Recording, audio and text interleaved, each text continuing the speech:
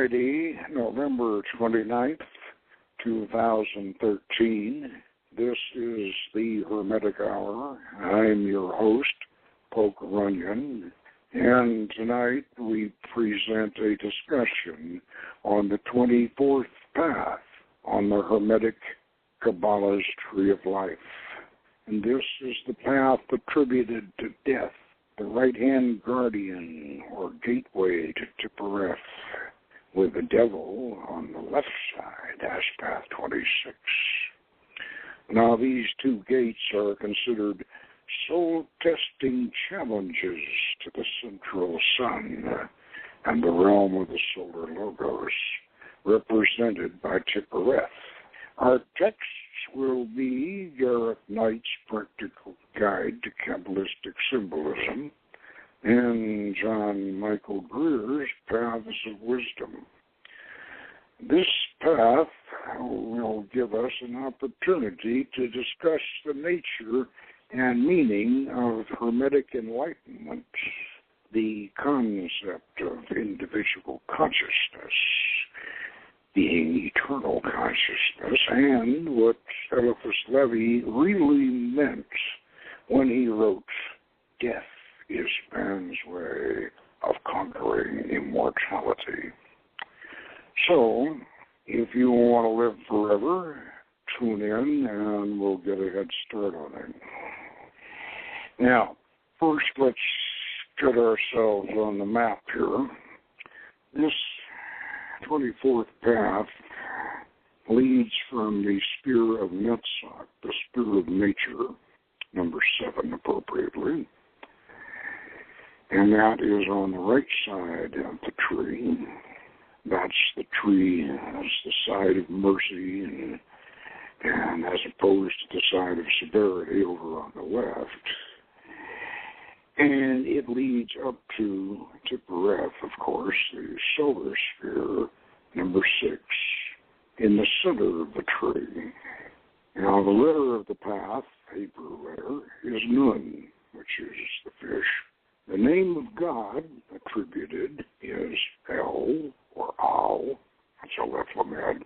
The astrological correspondence is Scorpio, the scorpion. The tarot correspondence is the 13th trump, Death. The esoteric title is the Child of the Great Transformers, Lord of the Gates of Death. And the mythological principle is meeting with the powers of death.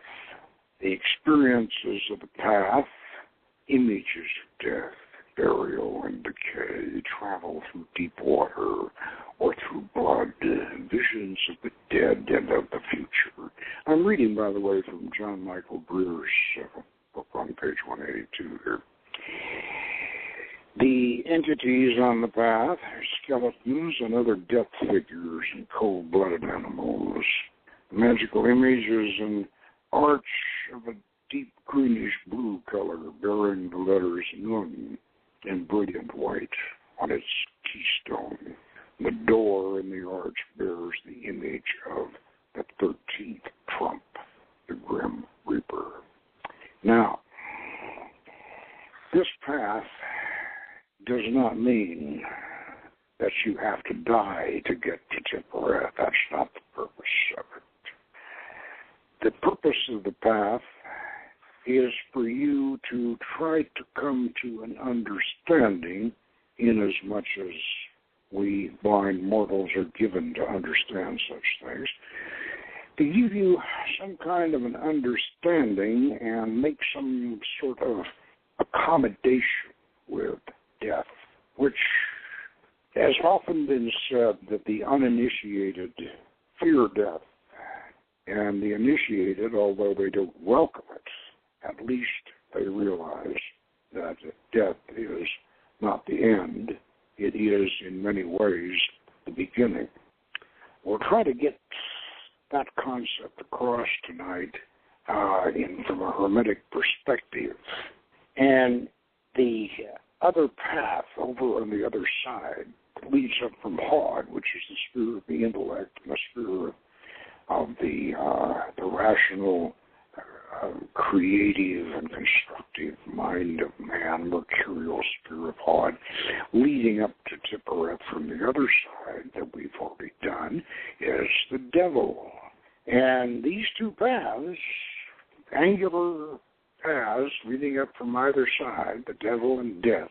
And then, of course, in the middle, there is temperance, the middle way, so to speak, leading to Tippereth in the center of the tree. Now, in order to understand what these paths are leading to, in order to understand the paths themselves, we have to have some understanding of what they're leading to. And that means we have to have some understanding of the tree of life itself. And that means that we're going to have to go back to the Sefer Yetzirah and old Gershom Shalom, who said, in all of his wisdom, that the Kabbalah is Pythagorean.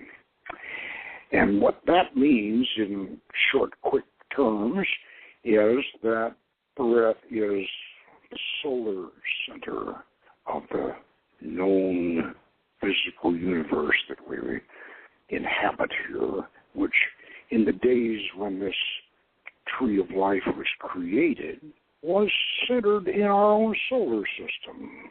And even though our solar system at the time of the Kabbalah's creation was thought of as geocentric,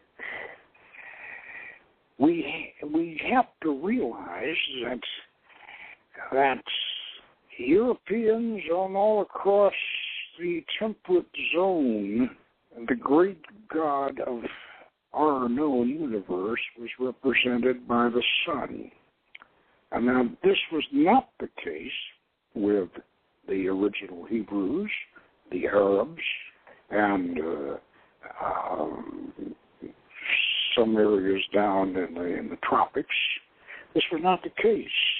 In fact, the Middle Eastern peoples in those very, very hot regions, the sun was really not their friend.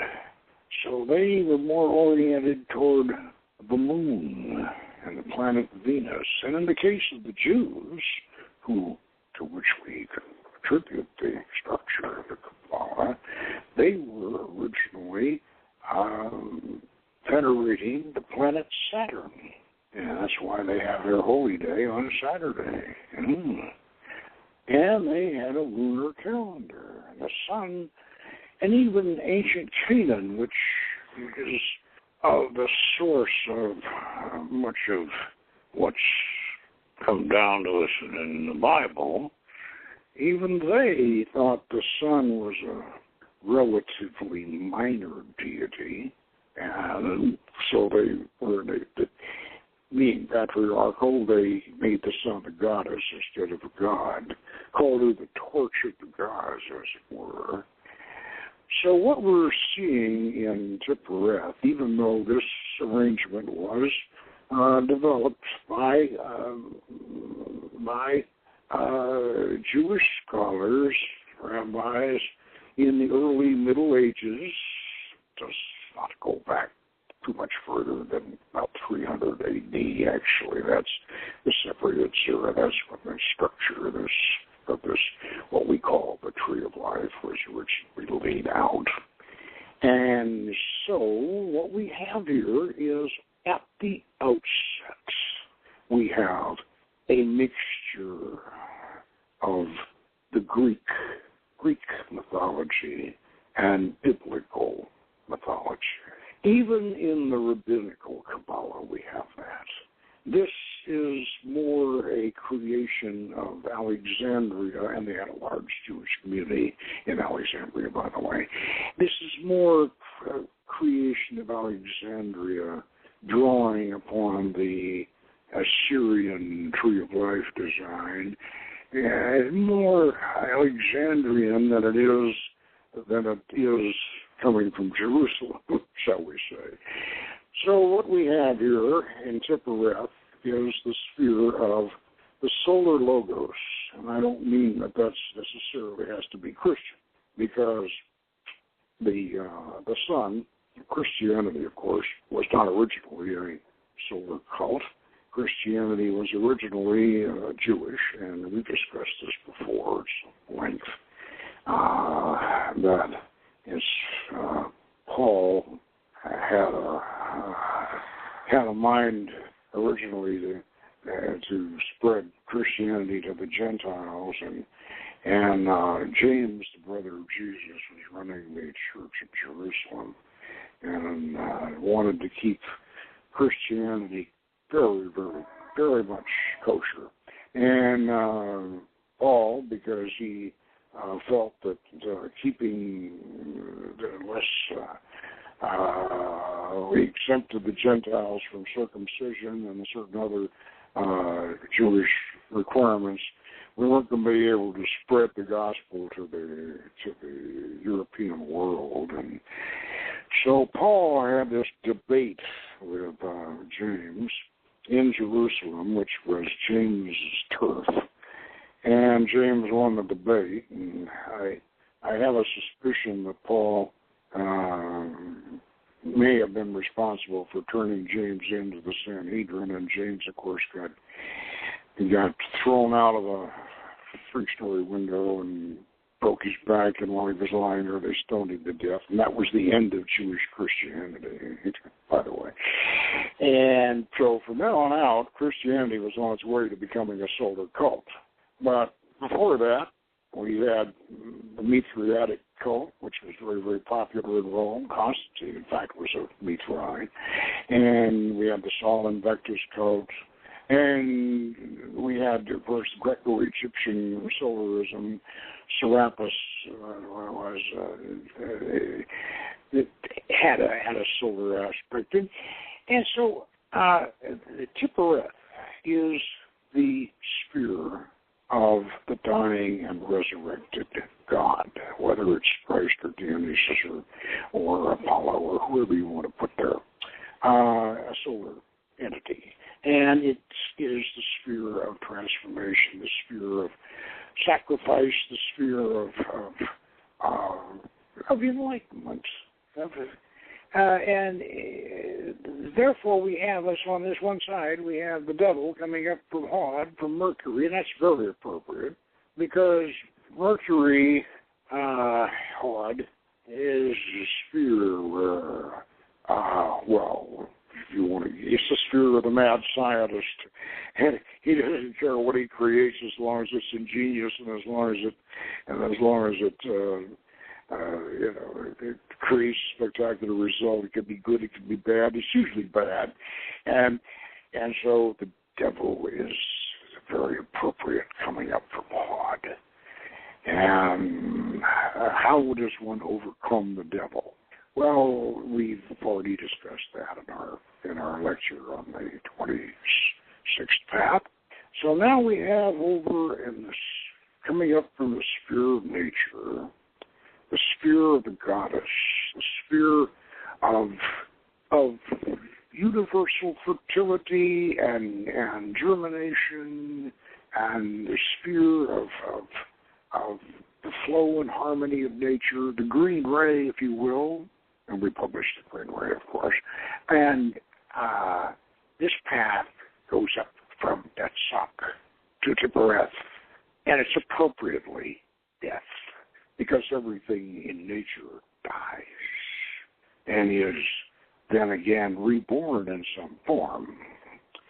Now, obviously, to travel this path, we're not going to have to die, but we need to find an understanding of death.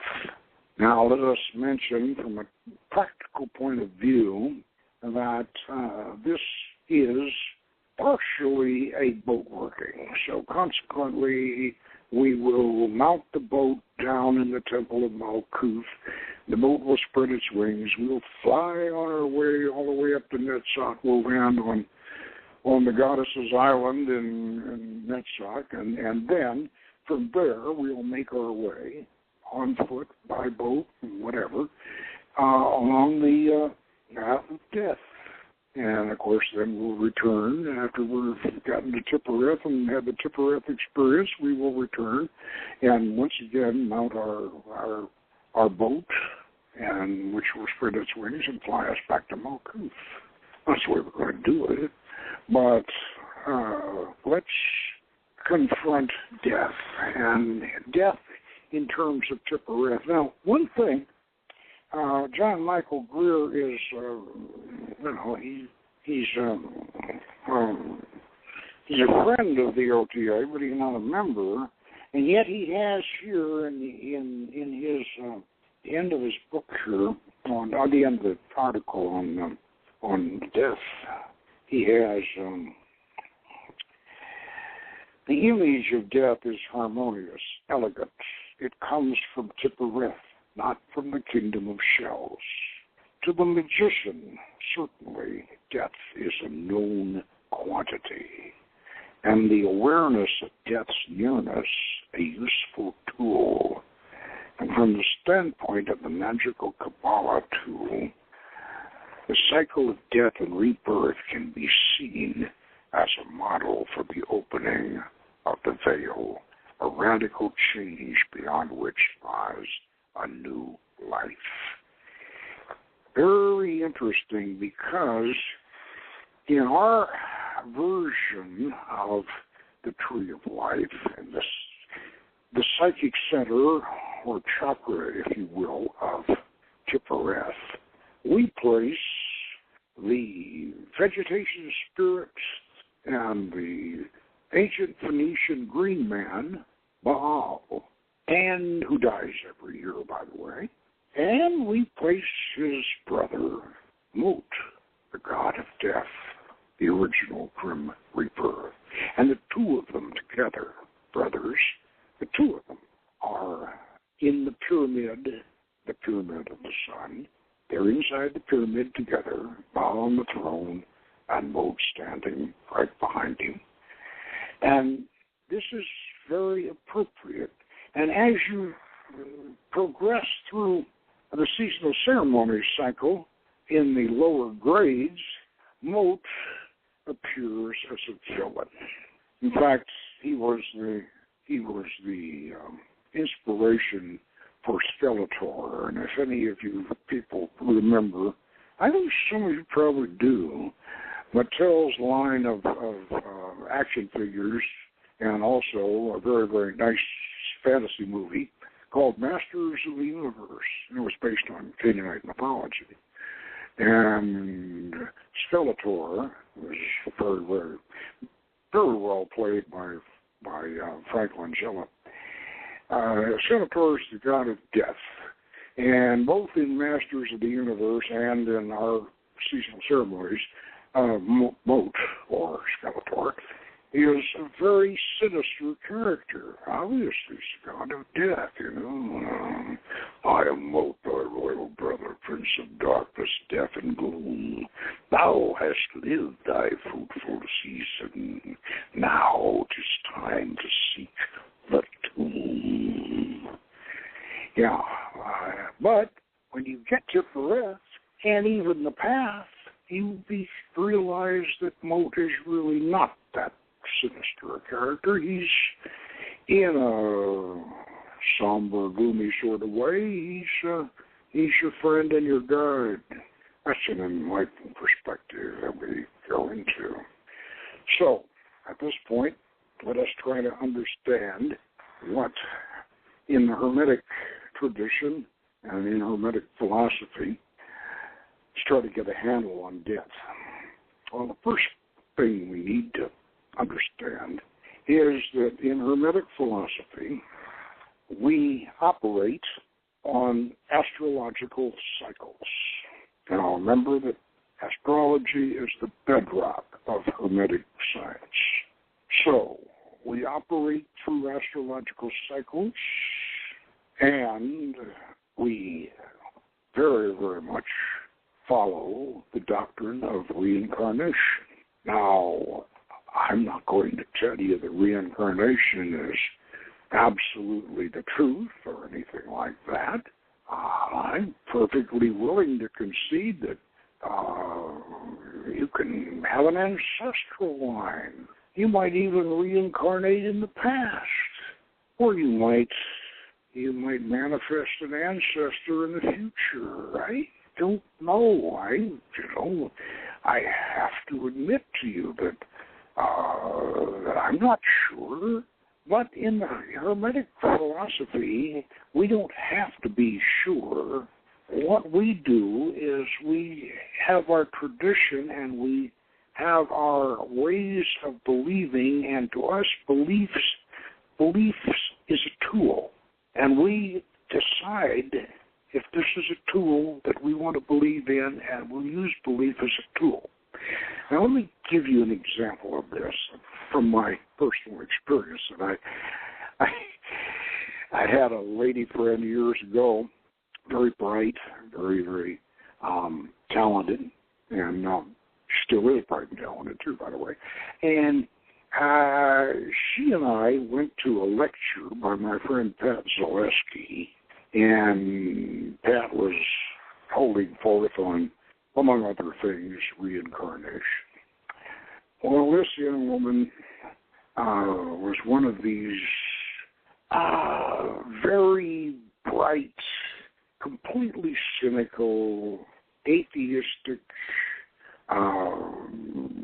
rational humanists, whatever you want to call it. And she became very uncomfortable listening to Pat talk about reincarnation. And when we left the lecture and went out to drive home, she snapped at me. She said, "Why do you people believe in reincarnation?" And I said, "Well, really, the universe is so vast, so absolutely amazingly vast. It goes on beyond our imagination. How many billions of stars and all of this, and it all seems to work together and hang together, and it's just amazing the way it functions. So, based upon that, I assume that there is a wonderful, all-powerful, mysterious God force there somehow or other, and so I agree to believe that. I kind of think maybe that's the way it is, and I kind of feel like maybe I can get in touch with it. Really good feeling, and so I get in touch with it, and I've got this consciousness, and if I ask this great God force that I'm in touch with and tuned up with, if I'd like to, when I pass on, I'd like to keep going and keep working and keep doing things and keep going. And I figure that if I ask him or her or it or whatever, if I ask for it, maybe I'll get it, because God is capable. Obviously, he's capable of giving it to me. I mean, look at what he's done with the universe. I mean, it's absolutely huge. It goes on forever, and it all works. And so he's perfectly capable of giving me another life if I ask him. But if I don't ask him, then maybe he won't. Maybe he figures, well, you don't want it, so I'll give it to him. So it can't hurt to ask, can it? Well, the result of that was she got mad at me. And she said, you're too clever. You're just too clever. Oh, gosh. Well, maybe I was too clever. But that's the way I feel. I feel that reincarnation is, I think, the natural way of things, because consciousness, I believe, goes on, and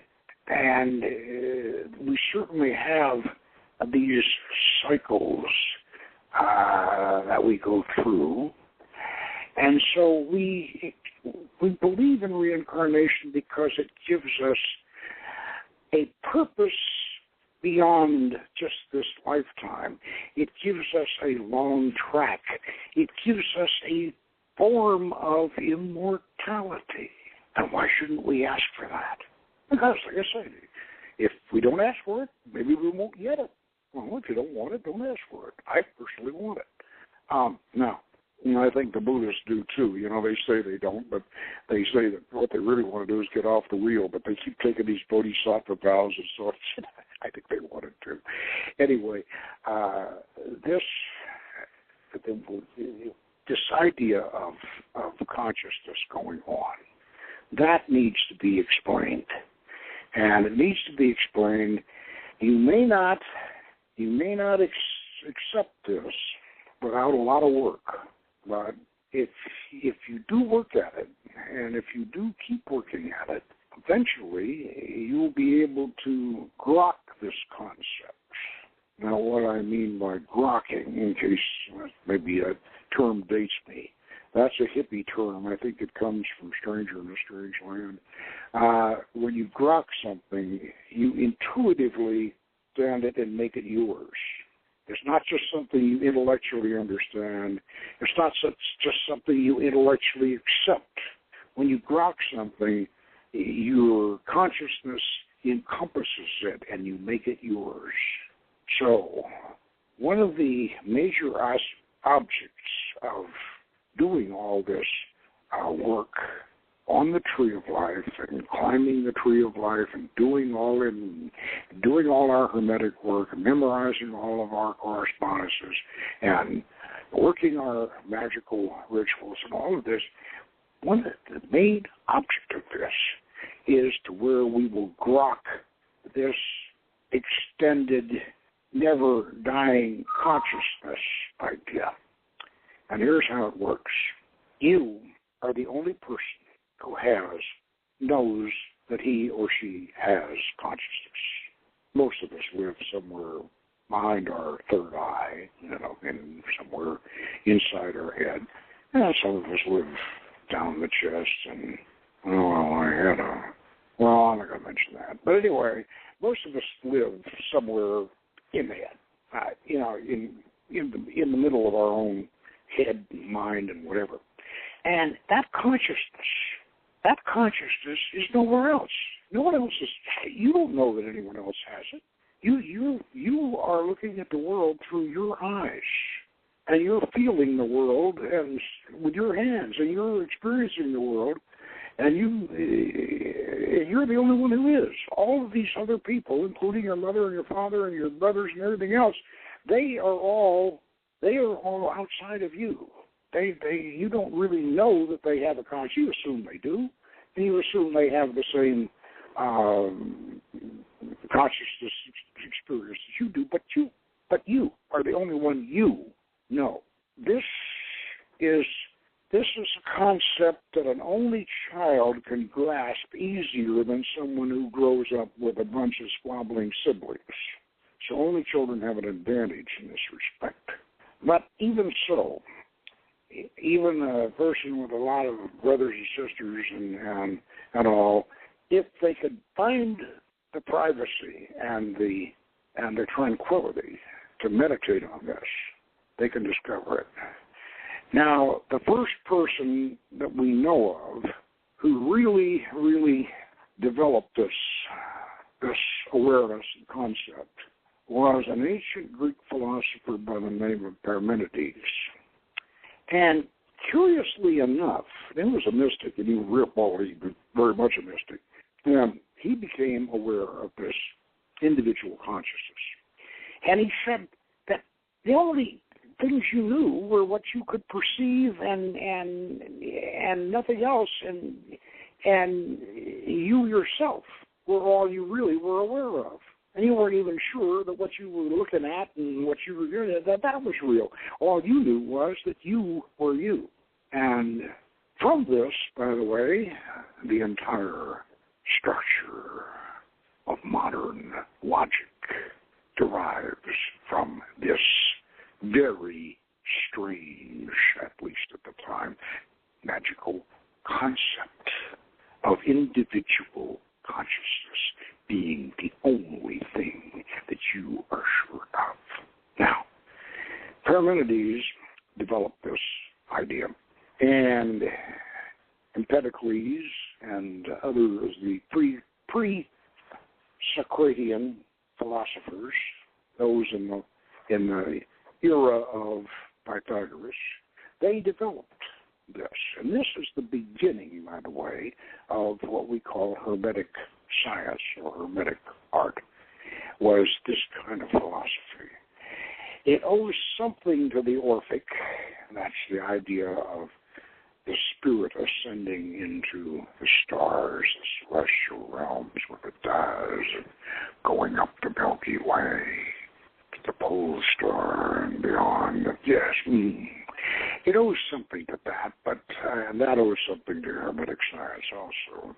But the primary thing, importance here, is the individual consciousness. Here's the way this works, and this is what you will hopefully grok. And by your continual use and practice of the Hermetic arts and your development in the Hermetic system, you're working toward grokking this concept that your consciousness, you are the center of the universe. Wherever God is, and we are virtually certain, and we believe for the sake of believing, that every one of us is ensouled with an equal spark of divinity, right? Now, if that spark of divinity is inside you, and right in the center of your consciousness, and you're the only one that's there, then you are literally at the center of the universe. Whole universe. Yeah, you're the center of it. Because you're the only one that's there with that little spark of divinity. And that spark of divinity, we assume, obviously, is in everybody. And the awareness of it isn't in everybody, but it's in everybody, and it can't be quantified or qualified. You can't say, well, I have more God than you do. I might have more awareness of God than you do. But how do you quantify or qualify God? You say, I've got a bigger spark of God than you have. No, you can't say that. But you can say, or you could at least, but don't say it too arrogantly. And try to be humble about it, because you got to realize that even though you're the center of the universe, you're God, and you're the eyes of God, the ears of God, the hands of God, and even so, that's all true. But God in totality is so much vaster than you, and so much more powerful than you. And there are simulacrums of you, or reflections of you out there, human and more than human, that are vastly more intelligent and more capable and even more spiritually developed than you are, and you better realize that. Don't fall, please, if you accept this concept, do not fall into the error of the Weishaupt's Illuminati and come up with this idea that there is no God but man, which, by the way, Crowley grabbed a hold of. And Crowley's problem was Crowley was so intelligent. I mean, here was a man who could four good chess players at the same time and beat all of them simultaneously. So Crowley never could find anybody that he thought was smarter than he was, and so consequently he could think that maybe he could. I mean, I'll forgive him for that, because, I mean, he really was. He was ferociously intelligent. Fortunately for me, I couldn't even beat one good chess player. So I know there are much smarter and much more intelligent people out there than I am. So it's easier for me to be humble, and it's easier for me to realize that this vast intelligence, this vast God form, this mighty force in the universe is something that I am totally in awe of. And someone once said that fear of God is the beginning of wisdom. Well, that is certainly ought to be true. But if it's not true, it ought to be. So, but the important thing here is, for all of this humility that we know we must have in the face of the vastness of the universe and the phenomenal genius of humankind and all the rest of this, what we must remember is that we still, you yourself, me, you, and everybody who knows this, is aware of it, is at the center of the universe. And everybody who is aware of this and is aware of their consciousness, their own consciousness, is immortal, because consciousness doesn't die. Consciousness goes on. And one of the things that you will learn to do in the process, and in order to prove this to yourself, in the process of the Hermetic work, is to take your consciousness and take it outside the body. And once you do that, you proved yourself. Consciousness doesn't die; it goes on. And that's what we mean by immortality. This is, by the way, I said I would, when we would talk about Eliphas Levi's statement, death is man's way of conquering immortality. Well, when you first read that, it sounds like a cute little repartee, you know. Oh, yeah, death is man's way of conquering immortality. That's what it sounds like. It sounds like a quip. No, it's not a quip. Because if you look deeply into this little statement, you realize that Levy was aware of the great secret. Death is man's way of conquering immortality. Because when you conquer something, you make it yours. So, we're going to follow the path of death. We're going to understand death, or try to understand death. Or we're going to come to our understanding of death, which we're going to accept. Whether or not that's actually what death is, it doesn't matter that much, providing we come to an elegant, hermetic understanding of it. And this takes a little bit of explaining. An old rabbi once said that God is ineffable and everything else is man's cleverness. Well, that's true, because once you achieve this enlightenment that we're discussing here, this complete awareness, you have grokked that you're the center of the universe. You've grokked that your consciousness is eternal. You've grokked all of this. You've made it yours. At that point, you realize that everything else you thought you knew, you don't know.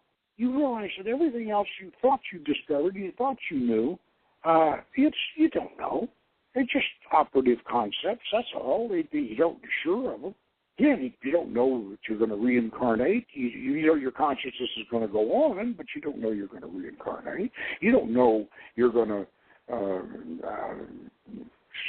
somehow or other have some reward for what you've done. You don't know anything. All you know is you're immortal. You know that. You know your consciousness is going to go on. And it's just like, this is represented by the idea of, and I think we discussed this before, where they used to place the fool down at the bottom of the tree, tarot card, the fool, and then the Golden Dawn, in some inspiration, they moved it up to the top of the tree. Well, now, if we have the fool down at the bottom of the tree, and we also have the fool up at the top of the tree, well, down at the bottom of the tree, we have the arch fool. And at the top of the tree, we have the pure fool. Pure fool doesn't know anything, but he's enlightened. He's up there. He's right on his way to Kether. He's the pure fool. That's the meaning of the fool being way up there. And that's what I mean, is when you finally get this, what we call enlightenment, you really realize you don't know anything. You don't know anything except that you're immortal. And that's really a nice thing to know. So, if we know that we're immortal and we're going to go on, then the next question is, where are we going to go? And is there anything we can do to influence where we might go and what we might do? And, can we be what the Orientals refer to, the Tibetans refer to as Tulku. The Mongolians refer to that as a Tulku as a Hutuktu. And there's a Mongolian joke about that, but I don't think I'm going to go into it right now. But anyway, the Tulku, or the Hutuktu, is one who decides where he's going to go and what he's going to do in the next incarnation. And so, how do we here in the West accomplish the same thing? Well, there's an answer to that, too. In the East, and the Tibetans especially, and the Mongolians have a system, very, very ancient system, called Kala Chakra. It's the wheel of time, and chakra being wheel and Kala being time. And this initiation, which I fortunately received a 9-day program from the Dalai Lama, but at the time, I frankly admit I didn't really understand it. I had to go over it and over it and over it before I got some understanding of it. But the Dalai Lama goes about, and not just the Dalai Lama, but Sakya Zen and several other lamas, they go around, they give this the basic initiation. There's more to it than just the basic, but they give the basic initiation to anybody literally who petitions for it, who wants it. Why do they do this? Well, our friend Andrei Zavinsky, who wrote Red Shambhala, he said, well, they do this because it's political. And I didn't quite understand that at first, but then I got to looking at it again, and I thought Andrei is correct.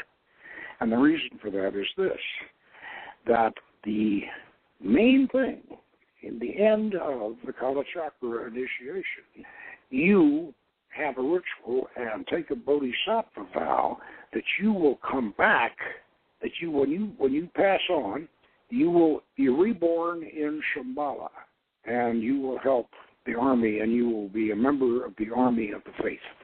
Now, Shambhala, a unique idea of Shambhala is that it's the Buddhist apocalypse.